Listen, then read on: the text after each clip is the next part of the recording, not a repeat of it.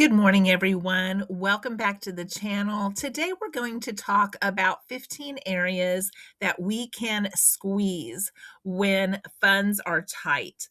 When we are short on money, sometimes it feels like we're doing everything we possibly can, but there are some things that just come along naturally that sometimes we don't think about the fact that we really don't have the money for that. And if we're trying to pay our bills, our car payment, our mortgage, our electricity, we really have to focus on that first if that is a problem. So today I'm going to share with you 15 of the areas that I've taken a look at since I've retired where I've been able to squeeze and not spend extra money so that I can make it on a low income. Most of you know that I alternate between $800 and $1,200 a month on income. I try to live in that amount of money and I try to live as frugally as possible so that I have money for the things I want to do. That is below minimum wage in the state of Kansas. So let's get started and let me explain to you some of the areas that I have squeezed in the last 2.5 years since I retired.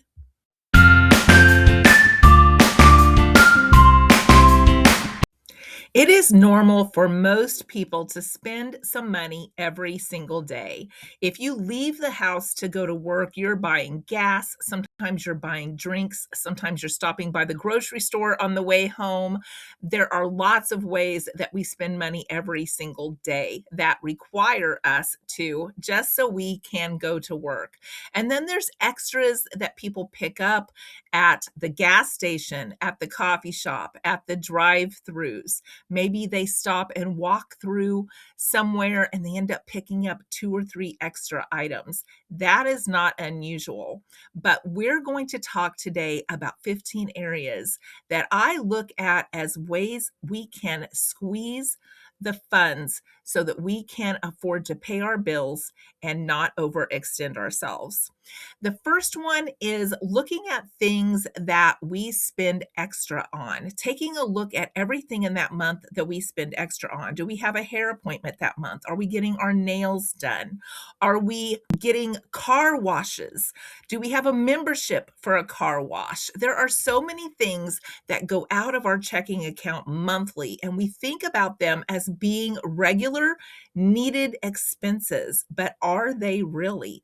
And if we're having trouble paying our rent, our mortgage, putting gas in our car to get to work before payday, buying food to make it last until payday, some of those areas are the first areas that I would look at to squeeze. I stopped going to the hair salon. I have always colored my own hair, but I decided to go gray about a year to a year and a half before I retired.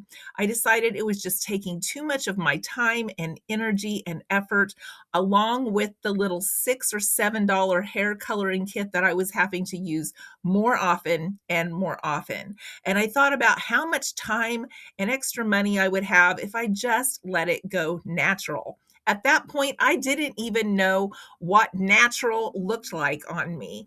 And I have to say, I have not been disappointed. It is getting a little bit more gray over the last year, but I'm still sticking with not coloring my hair. I've started cutting my own hair. I do that a couple of times a year. And if it gets too thick, like mine tends to do, once in a while I'll go in and get a hair trim. But I haven't even done that in about a year and a half. And I probably need to get it thinned because it's getting heavy enough that it's giving me headaches once in a while. But those are some of the first things that I cut right off the bat. If I get gas, I pay at the pump. I don't even go inside unless I need the receipt because the pump didn't spit it out, and I don't pick up anything extra, not a drink, nothing. And then I go back to my car and I leave. I don't go through those drive-throughs. I keep snacks in my car to keep myself from going through drive-throughs.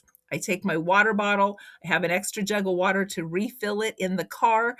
And if I'm going to be gone a long time, I have a little ice chest in the car, and I'll even take my one Diet Pepsi that I drink every day with me. So I'm not tempted to spend $3 on a Diet Pepsi for the day. So those are some areas that I cut right off the top. The second one is I started looking at extras that I bought for home. Soda, like I said, I went down to 1 a day. I used to drink 5 or 6 a day. Looking at coffee, which is so expensive. How many cups are you drinking? Or are you drinking a pitcher every day? Could you cut that back a little bit? Alcohol, if you buy anything like that at home, that's probably the first thing that I would cut because it's just an extra that we can do without. Also, flavored drinks, all of those extra little special things that we buy ourselves at home to make it through the week, sometimes those are the things that we have to cut out first because those little extra drinks that we have at home, they really add up. The third one is any disposable items. And I'm not just talking about napkins, which we have cloth, or paper plates, which we don't use unless we have a picnic or we go camping. I'm not just talking about paper towels, which we use rags. I'm also talking about foil, plastic wrap, all of those things that you can figure out another way to go without while things are tight. Flip a dish on top of whatever you're putting in the fridge. Use a container to move it into that container and stop using that foil and plastic wrap and all of those disposable items. Even though they make your life easier right now, having a little extra money would make it easier.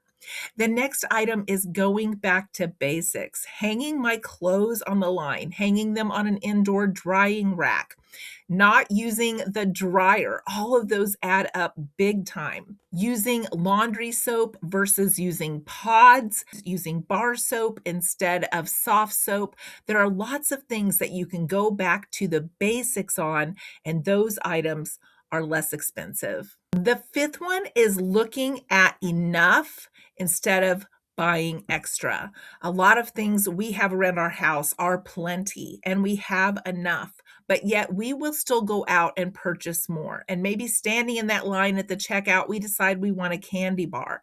That would be an extra. We decide we want that small bag of chips, an extra. Maybe a cold drink to get ourselves home. That would be an extra. Cut out all of those extras and then watch your financial situation improve. The next one would be any holiday decor.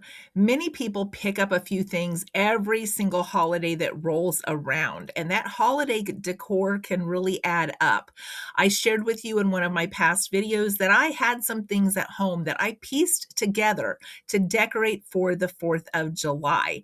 Now, I don't normally always decorate for the 4th of July, but I felt like I was in a rut and I wanted to spice the house up a little bit, so I pulled out some things that I had and I decorated for the 4th of July. Just doing little things like that with things you already have make you feel like you have enough. So continue to build on that feeling of enough because that is really the trick to being able to cut out some of that extra spending. The 7th one is to shop your home insurance, shop your car insurance, shop your cell phone plans.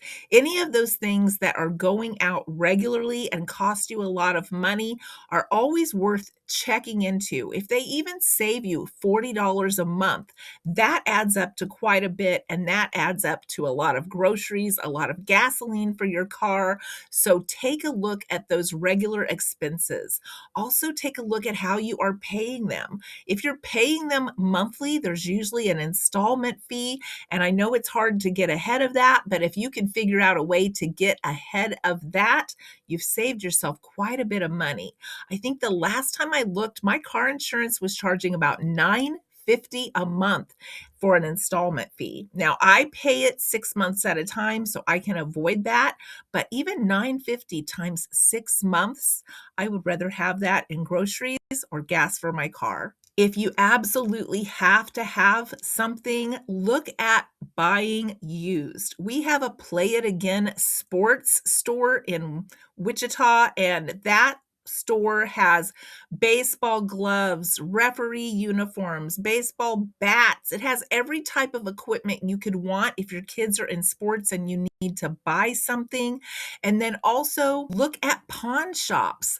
I bought my son a saxophone when he wanted to be in band at a pawn shop. My wedding ring came from a pawn shop. So don't forget those other places that you can buy some things used. If you absolutely need to have something during this time. The ninth area is look at your fixed bills. Is there a way to lower those? Is there a way to watch what you are spending on your electricity, shutting off lights, maybe not running the air conditioning 24 hours a day, keeping that porch light turned off, keeping that kitchen light in the evening shut off? Is there a way to lower some of those expenses that you think you cannot control? Maybe even going through the house and unplugging some of your smart devices just during this time, like your Alexa or your doorbell or a few of those things that use extra electricity. Go through your house, do a full house assessment, see if you have things that you have plugged in that you are not really using. This saved me so much money, and I continue to do this regularly because sometimes things get plugged in and they don't get unplugged and we forget about them. Now, we run our window air conditioner just if it gets super, super hot in the house. I'm talking about above 86 degrees. And we run it at night so that we can sleep comfortably just in our bedroom. And by doing that, our electric bill went up $25. But even with that $25, it still was $97. It was under $100. So I can manage that. So keep an eye on those extras that you're using at home, because some people will say, oh, my electric bill is always $150. Well, can you make it where it's not always $150? Sometimes that helps more than you know. The 10th area is cut back on buying cleaners and buying sponges and buying all of those things that you use to clean your home. You can make your own Windex to clean mirrors and windows with just half water, half vinegar. You can also use that solution to clean counters. You can use rags or washcloths or whatever you have to be able to clean with. You can use baking soda and vinegar to clean your drain. There are so many things that you can substitute rather than buying those cleaners, because those cleaners have really gone up over the last several years. They are so expensive. They take up so much room in your house, and they sell a cleaner for everything, your bathroom, your kitchen, everything, your wood. So you want to cut down on those as much as possible. Maybe even go through that cabinet and use up the last of some of those things that you have in there, because maybe they've been pushed to the back and you forgot that you had an extra. That has happened to me before.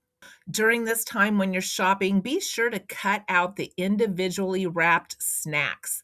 Those have gotten more and more expensive, and the snack in the individually wrapped package has gotten smaller and smaller. If you have picked up granola bars or anything, you will see how small those individually wrapped snacks have gotten. I watched a lady on TikTok the other day, and she had some of those individually packaged chips. She opened it up and it had like 4.5 chips in it.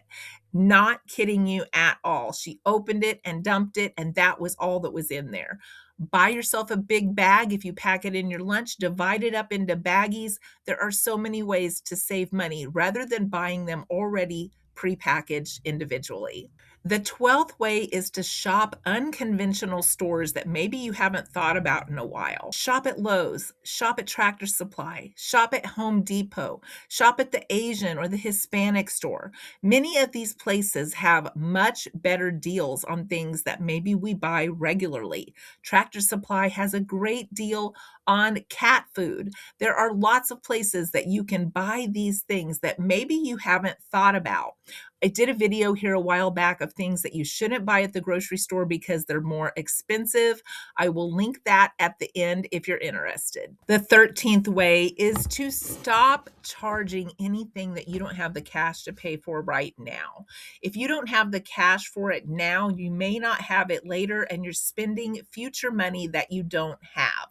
It's really easy to just think that we have what we need because we have the credit available, but then coming up with that money later can cut into our future earnings. It can keep us working longer, working harder, maybe working at a job we don't even like. So if you can figure out another way, stop and pause and see if you can figure out another way before you use a charge card for something you don't have the cash for right now.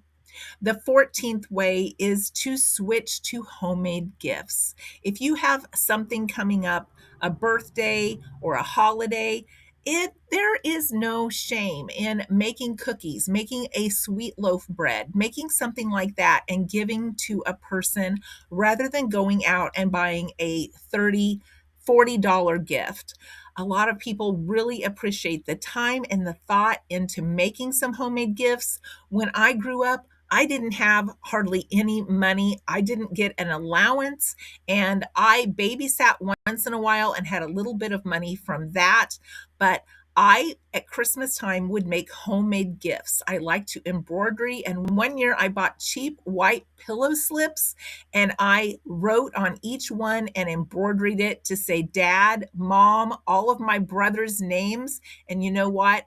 They really appreciated that because they knew it took thought, it took time, it took skill, and those were some of the best gifts that I ever gave. Giving things homemade really has a lot more heart to it than you think. A lot of people think that's the cheap way to go, but really, those gifts mean the most. And then the 15th way is to keep an eye on your consumption.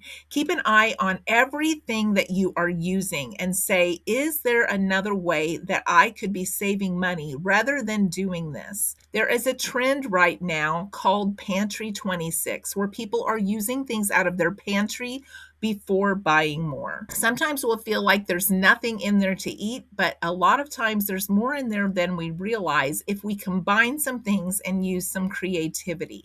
Eating out is one of those first things that needs to go off the table, but so often people will be struggling to make ends meet and they still eat out.